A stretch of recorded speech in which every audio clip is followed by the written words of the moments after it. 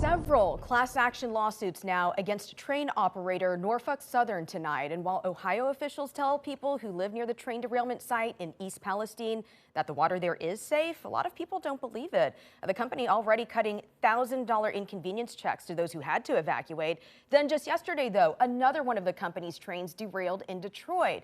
And here in our area, we're digging into a new lawsuit against the city of Portland over environmental protections. Yeah, Brandon Thompson joins us. And what's this all about, Brandon, this lawsuit? So the fuel industry, as well as the state of Montana, say Portland's regulations hinder their ability to do commerce. Now, Portland's railways Portland has seen and Oregon has seen what happened in Ohio before. This was in 2016 outside of Mosier, where several fuel cars derailed in the gorge, and groups that pushed for the rules say earthquakes pose an even bigger risk.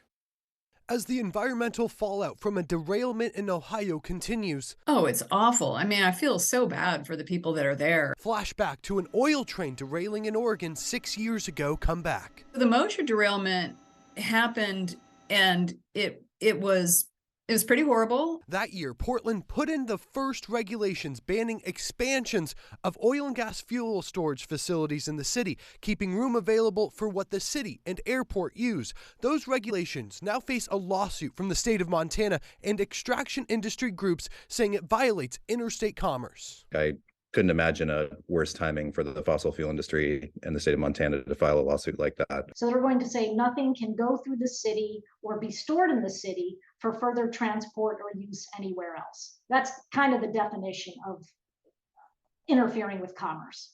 Portland's regulations limit expansion because of the critical energy infrastructure storage facility that is on the Willamette River in North Portland. It sits on soil that studies have shown will deteriorate in a large-scale earthquake, likely spilling all the oil into the river. Portland has renewed the rule twice since 2016, and it's been challenged in court as many times as well, all favoring the city's regulations.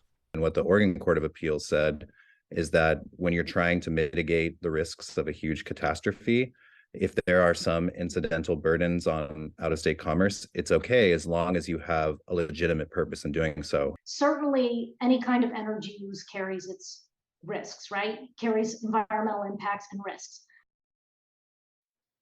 So the city tells me they don't comment on lawsuits like this. Earlier this year, City Council approved an expansion of the Zenith Energy storage site.